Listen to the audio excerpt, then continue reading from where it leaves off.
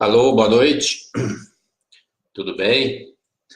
Mais uma vez, Marcos Moura, da Clínica Matrix, batendo um papo quinzenalmente com vocês. Hoje nós vamos falar sobre um tópico bastante importante, bastante interessante e para todas as mulheres que desejam ou não engravidar, tá ok? Hoje é dia 8 de maio, é o dia do profissional de marketing, é o dia do artista plástico e, muito importante, é o Dia Internacional da Cruz Vermelha. Parabéns aos profissionais de marketing, aos artistas plásticos e parabéns a quem trabalha na Cruz Vermelha, que faz um trabalho muito importante no mundo todo. Ontem, dia 7, foi o dia do oftalmologista, também um outro profissional muito importante no nosso dia a dia. Mas, mais importante que isso, pelo menos muito significativo, hoje, dia 8 de maio, é comemorado o Dia Nacional da Luta contra a Endometriose. E essa foi uma das razões que nós escolhemos o dia de hoje, dia 8 de maio, para falar sobre se a endometriose tem cura, os aspectos práticos, clínicos e interessantes de endometriose. Como eu também falo sobre os santos do dia 8 de maio é o dia de São Pedro de Tarantásia e também é o dia de São Vítor. Então, para vocês que são católicos, fica aí a lembrança dos santos do dia. Bom, gente, fiquem à vontade para perguntarem, para dar as suas sugestões, os seus pitacos, afinal de contas, a intenção é essa mesmo, conversar. E como eu sempre digo, a minha intenção aqui não é nunca a de substituir o seu profissional, ginecologista, o urologista, o clínico, e sim a de a gente desmistificar ou esclarecer algumas coisas que são interessantes sobre alguns itens relacionados à reprodução humana, à infertilidade conjugal e à ginecologia. Endometriose. O que significa endometriose? Para começar, esse sufixo, essa terminação -ose, significa uma doença causada por alguma coisa. Então, por exemplo, salmonelose é uma doença causada por salmonela. Virose é uma doença causada por um vírus. E assim por diante. Então, portanto, a endometriose, poderíamos dizer que é uma doença causada pelo endométrio. Mas é curioso isso, porque o endométrio é aquela camada que fica na parte interna do útero, que é onde o embrião se implanta. Como é que pode uma doença ser causada por uma estrutura que faz parte da fisiologia, da anatomia normal da mulher? É importante a gente lembrar como é que tudo isso acontece. Por que existe endometriose? Uma das teorias mais explicativas sobre isso, ela já é bastante antiga, diz respeito ao que se chama menstruação retrógrada. Endométrio, essa camada que cresce dentro do útero, caso não haja a implantação do embrião, esse endométrio é eliminado, né? Ele vai embora. Para que ele seja eliminado, que é a menstruação, há necessidade do útero contrair, e aí ele contrai e elimina esse endométrio. E ele pode, endométrio, sair pelas trompas. E, olha aqui, ó, o meu úterozinho aqui, ó. Então, quando esse endométrio sai, que é na menstruação, tudo bem. Mas se eventualmente ele sair pelas trompas, ele vai cair dentro da cavidade abdominal. Isso acontece com uma frequência bastante grande. Só que em cerca de 10 a 15% das mulheres, esse endométrio que cai na cavidade abdominal, ele implanta, ele gruda, e ele fica ali. Então, esse endométrio que está fora do seu local é o que se denomina endometriose. E ele estando fora do seu local, ele causa uma série de alterações aí. Então, a endometriose é, sim, uma doença que é causada pelo endométrio, mas não lá dentro do útero, e sim pelo endométrio que está no local errado, fora de onde deveria estar, seja grudado na bexiga, grudado em alça intestinal, no peritônio, no ovário, nos ligamentos e assim por diante. A patologia endometriose, ela tem mais de 150 anos, faz muito tempo que se estuda isso daí. E ela é muito importante, porque quando a gente pergunta qual é a porcentagem de mulheres que têm endometriose, a resposta é muito vaga, porque o diagnóstico de endometriose ele não é tão simples, que nós vamos ver já já. Mas mais ou menos acredita-se que 10% da população tem endometriose. Quando você fala em diagnóstico por cirurgia, ou seja, foi feita uma cirurgia e encontrou endometriose, essa porcentagem vai até 20%. E quando você olha as mulheres que têm dor pélvica, que é um dos sintomas bastante frequente, essa porcentagem chega a 50%. Então, vejam, uma porcentagem muito grande de mulheres que têm dor pélvica têm endometriose. Por conta desse diagnóstico, que para ser definitivo ele tem que ser por cirurgia, por videolaparoscopia, existe um atraso no diagnóstico da endometriose, e isso não é bom. Se você for observar as mulheres que estão tentando engravidar, existe um atraso de cerca de 5 anos, 5 anos no diagnóstico, ou seja, a mulher fica com sintomas de endometriose, tendo dificuldade de engravidar, e o diagnóstico não é feito. Quando você olha as mulheres que têm dor pélvica, menstruação dolorosa, esse atraso chega a 12 anos. Uma das razões disso é que a gente sempre ouve dizer que ter cólica menstrual é normal. A menininha lá com 12, 13 anos começa a menstruar, começa a ter dor, e a mãe, a avó, a tia, a prima fala, não, isso é normal, isso vai passar. Só que nem sempre passa. E ela convive com essa dor, convive com uma endometriose, e o diagnóstico vai ficando para depois. E isso não é bom, porque a endometriose, ela tende a ser evolutiva, ela é traiçoeira, ela nem sempre tem um comportamento previsível, e ela pode, com o tempo, evoluir e aí vir a ter consequências. Bom, não é só essa questão da menstruação retrógrada que leva à endometriose, porque existem descrições de endometriose, por exemplo, no pulmão. Existem descrições de endometriose em homens. E no pulmão não tem nada a ver com menstruação, e em homens também. Então, as causas, elas ainda são bastante discutíveis.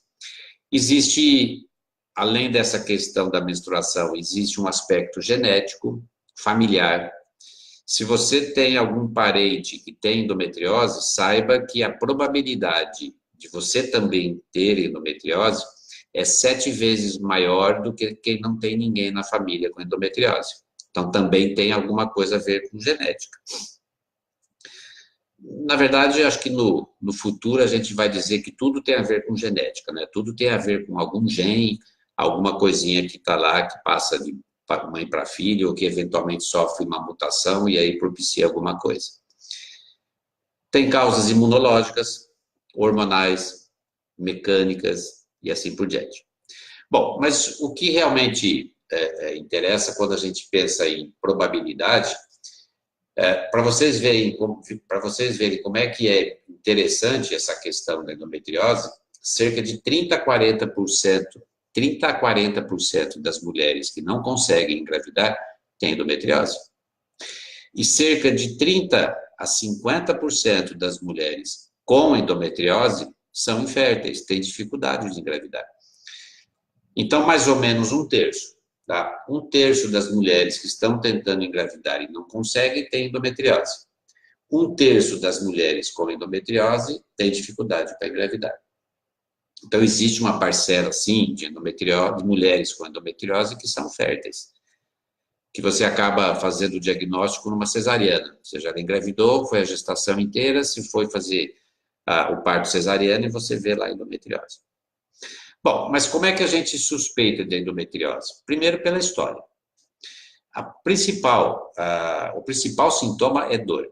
Porque, vejam, esse tecido endometrial que está nesse local, ou que não deveria estar, ele causa principalmente uma reação inflamatória. Ele é um corpo estranho. E o organismo da mulher reage a essa reação inflamatória. E a reação nem sempre é boa. Pode provocar aderências, pode provocar obstrução nas trompas e assim por diante. Essas aderências, esse processo inflamatório que existe no abdômen, é que faz com que ela tenha uma sensibilidade maior, ela tenha dor. As dores mais comuns é dor na menstruação, mas também ela pode ter dor na relação sexual, porque existe, como eu falei, todo um ambiente ali inflamado, aderências, etc. Quando você tem endometriose a nível intestinal, na porção final do intestino, principalmente no sigmoide, reto sigmoide, ela pode causar sangramento. Então, a mulher percebe que durante o período menstrual, ela tem sangramentos. Então, esse sangramento também é um indício de que ela possa ter endometriose. Não necessariamente ter sangramento, mas uma dor ao evacuar no período menstrual também já é um indício que possa ter. Bom, então a história já sugere, ou seja, todas as vezes que você estiver diante de uma mulher que tem cólica menstrual e essa cólica está crescendo, está aumentando com o tempo, a gente deve sempre acender uma luzinha lá. Pode ser uma endometriose. Tá certo? Então, suspeitar sempre, não necessariamente fazer já um procedimento cirúrgico para todo mundo, mas a suspeita deve existir sempre, tá, gente? O exame físico no ginecologista também ajuda, ou seja, é um exame físico doloroso, muitas vezes você tem um útero fixo, você tem alguns indícios que já sugerem isso. Existem exames de sangue que também podem ser feitos e que também sugerem o diagnóstico. A ultrassonografia. A ultrassonografia, ela está tendo, nos últimos tempos, um papel muito importante no diagnóstico da endometriose. Quando você tem a endometriose localizada no ovário, ela forma cistos. Aí, o ultrassom consegue fazer o diagnóstico facilmente. Mas quando você tem implantes em ligamentos, em alça intestinal, em bexiga, aí é mais difícil. Mas é possível, desde que você tenha um profissional bem treinado, um bom equipamento, e você faça o exame, um preparo para isso. Ou seja, você já faz o exame visando o diagnóstico de uma endometriose.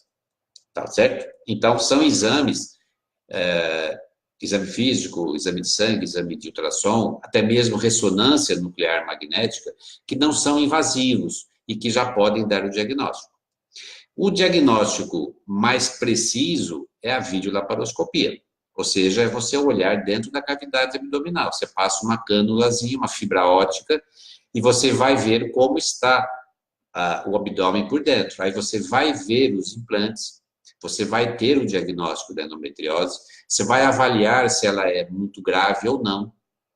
Então, a videolaparoscopia é o que a gente chama de chave ouro no diagnóstico, mas vejam que existem outras alternativas previamente que não são invasivas e que podem ser utilizadas, tá certo? Lógico que quem vai te orientar nisso vai ser o seu médico, o seu ginecologista, avaliando a sua história, o seu exame e outras coisas para dizer, olha, realmente você deve ter, vamos investigar, tá ok? Bom, tem endometriose. E aí vamos à chave da questão. O que fazer? Na verdade, o que fazer quando você tem o diagnóstico da endometriose? Primeiro que ele depende de alguns aspectos. A mulher quer engravidar? Não, ela não quer engravidar. Então, se ela não quer engravidar, ela pode tratar a endometriose clinicamente, com medicação. Só que essas medicações vão fazer com que ela não engravide. Porque, vejam bem, Endometriose e endométrio, eles são semelhantes, só que um está no lugar errado, não é isso? Mas a endometriose, ela depende de um hormônio, assim como o endométrio depende. O endométrio cresce durante o ciclo menstrual, depois da menstruação, às custas de estrogênio que é produzido no ovário. Então, o estrogênio é o que alimenta o endométrio, assim como o estrogênio alimenta a endometriose. Então, o princípio básico do tratamento da endometriose é bloquear a produção de estrogênio. Pronto. Se não tem estrogênio, não há alimentação para o endométrio, a mulher não menstrua, mas também não há alimentação para a endometriose. E como é que você bloqueia isso? Você bloqueia principalmente com um anticoncepcional oral. Então, o anticoncepcional oral, de uso contínuo, faz com que o ovário não funcione, consequentemente, não há estrogênio do ovário e não vai estimular a endometriose. Ah, mas o anticoncepcional oral não tem estrogênio? Tem. Ele tem estrogênio em doses muito altas, mas ele também tem uma outra substância junto, que se chama progestagênio, que impede esse efeito proliferativo do estrogênio. Tá certo? Só que se a mulher não ovula, se o ovário está quietinho lá dormindo, a mulher não engravida.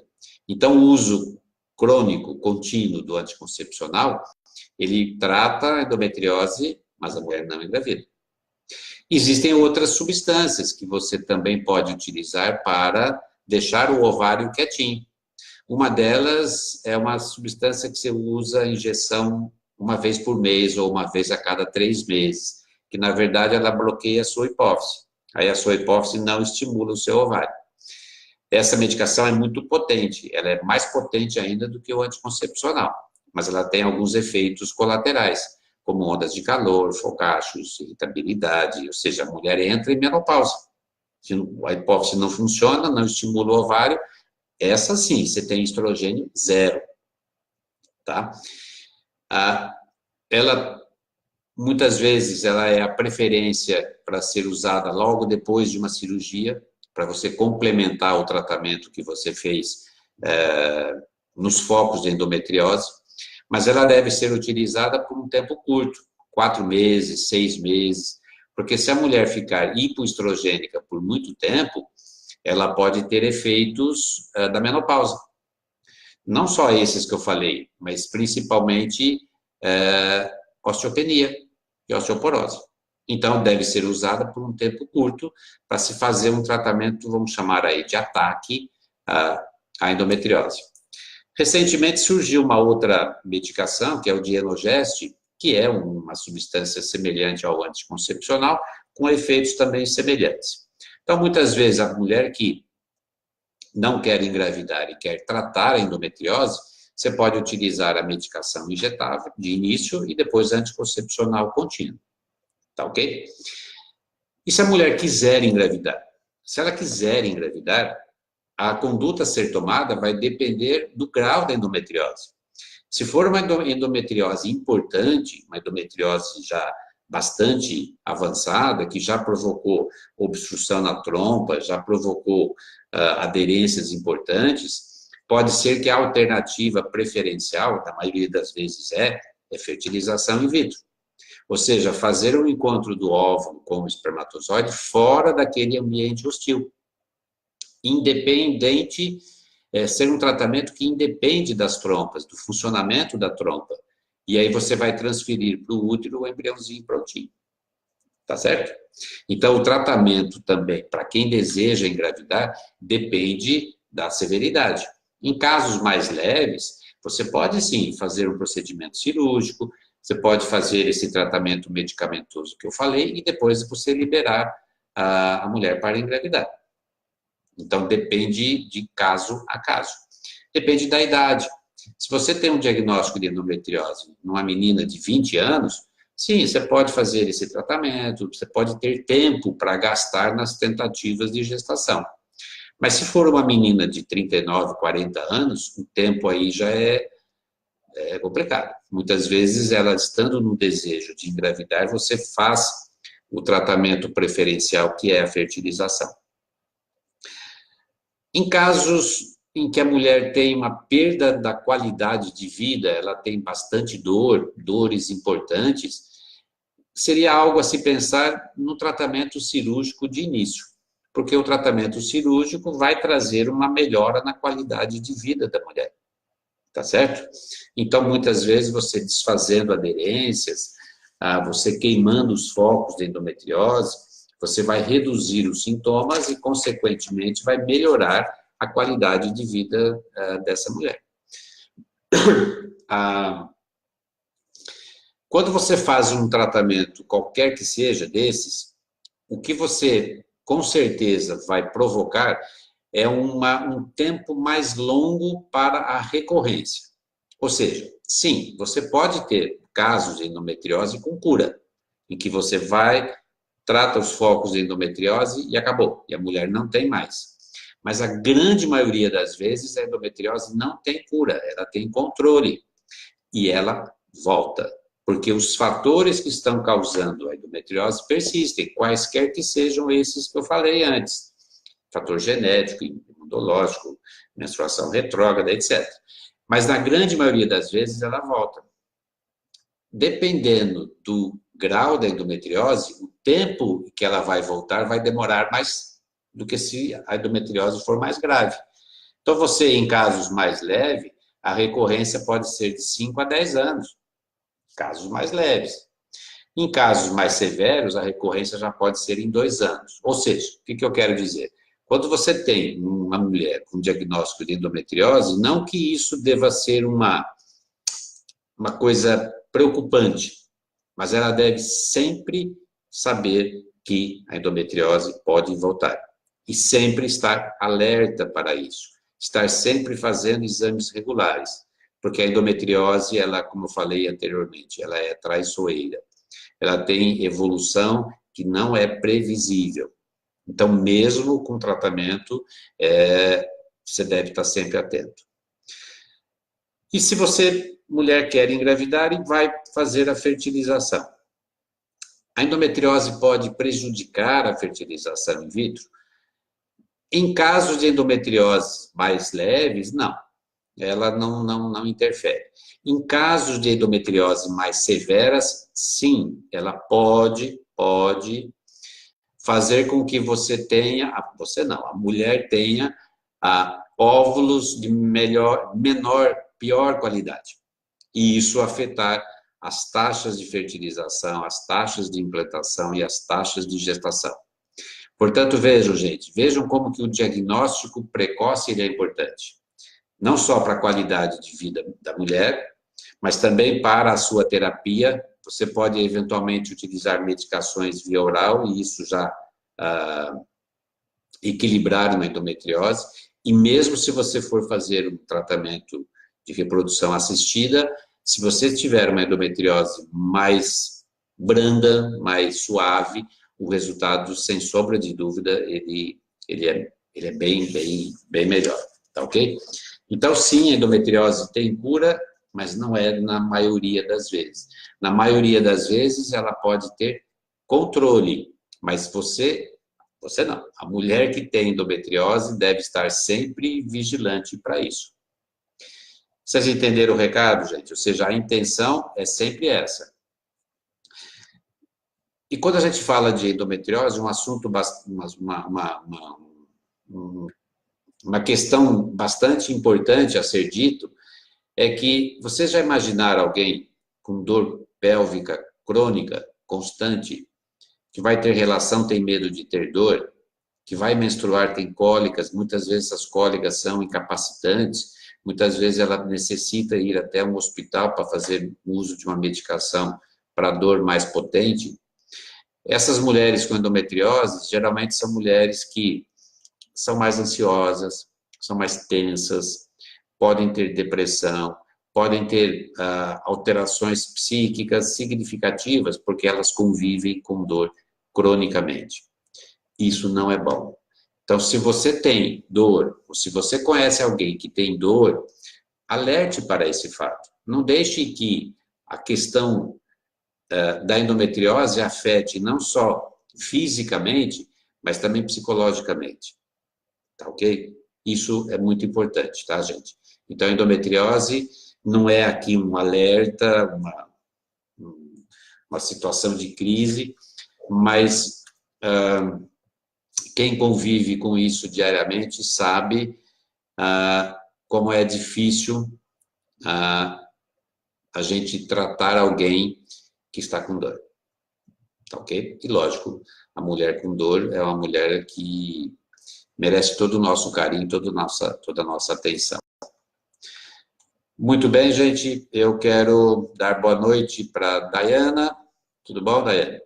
Silvana, Marcinha, tudo bem? Oi, Luana. Fábia, boa noite, Fábia. Márcia Regina, oi, Gláucia. Simone. Simone me pergunta aqui, minha filha fez ressonância e deu suspeita de endometriose. Não foi precisa. Ela tomou a Lurene é o Dienogest, e agora anticoncepcional direto, para não menstruar, muito nova ainda. Será que é obrigatório tomar direto? Fico com receios dos efeitos do anticoncepcional. Não existe muita diferença, Simone, entre você utilizar anticoncepcional com intervalos, aquele intervalo de uma semana em que a mulher menstrua, ou ela utilizar continuamente sem menstruação. A grande maioria das mulheres prefere utilizar continuamente, porque quando ela dá aquela pausa e menstrua, vem cólica, tá? Mesmo com o anticoncepcional.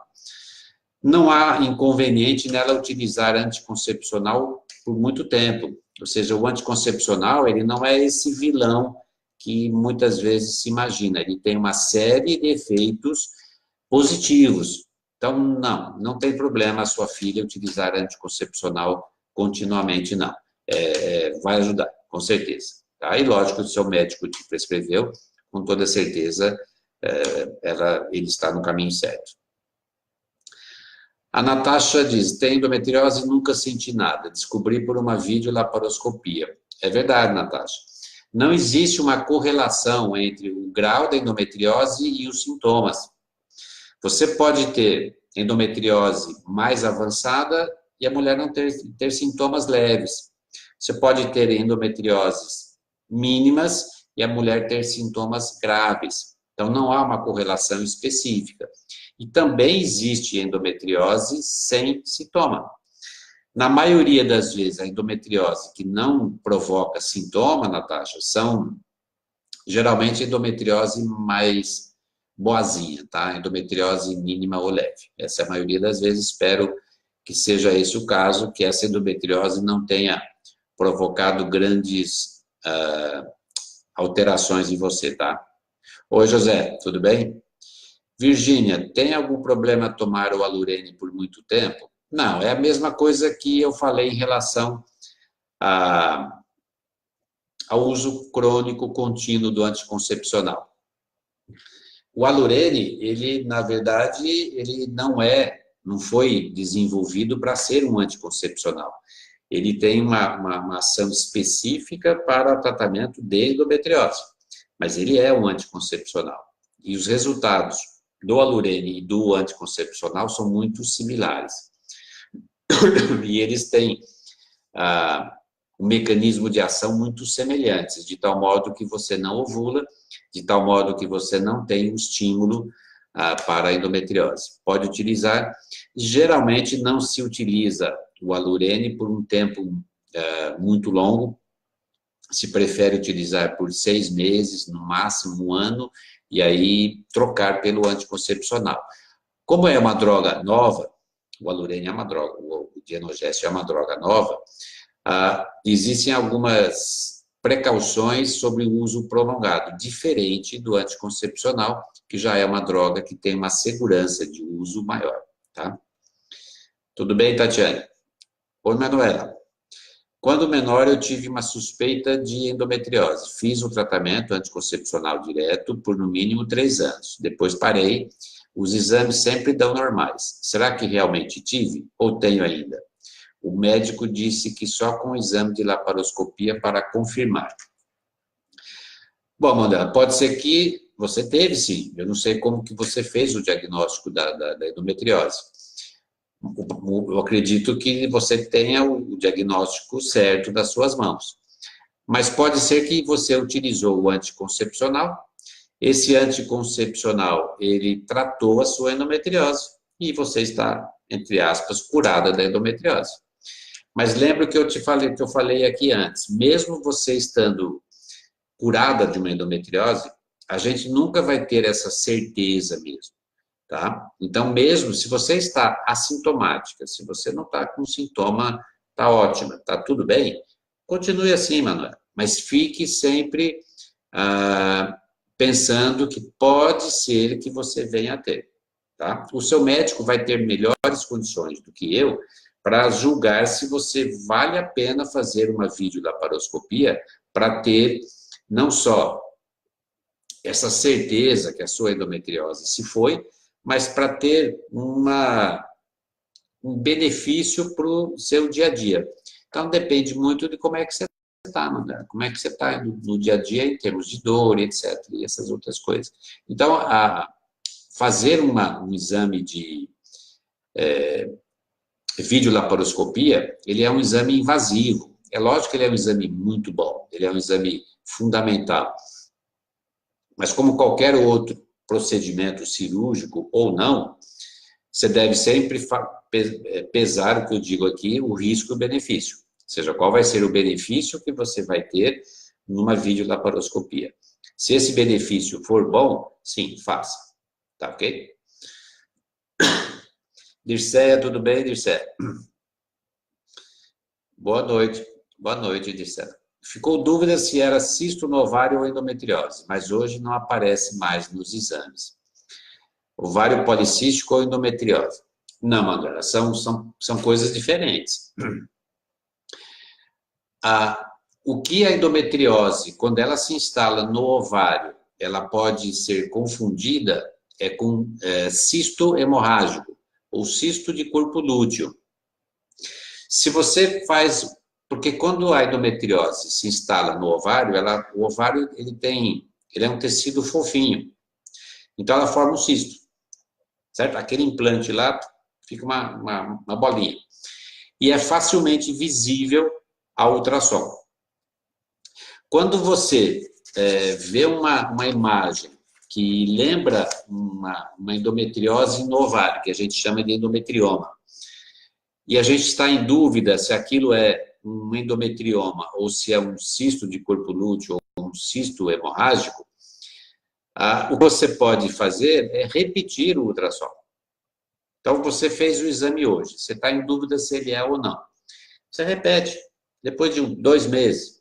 Se for um endometrioma, ele geralmente persiste. Se ele desapareceu, é porque não era endometrioma. Porque o endometrioma, na maioria das vezes, ele não responde muito bem a tratamento clínico, seja anticoncepcional contínuo, qualquer um deles. A resposta dele não é muito boa. O endometrioma é uma das situações em que o tratamento cirúrgico, se ele for grande, é sempre indicativo. Então, se ele sumiu, Manuel, se você tinha lá uma imagem que era sugestiva de um cisto e ele sumiu, então deveria ser só um cisto e não uma endometriose.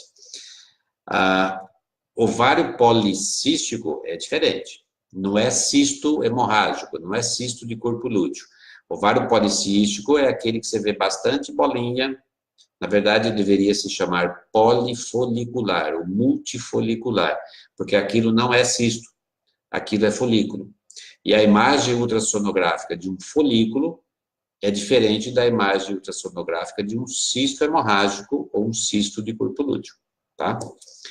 Eu acho que se você não tem mais essa imagem, provavelmente você não tinha endometriose.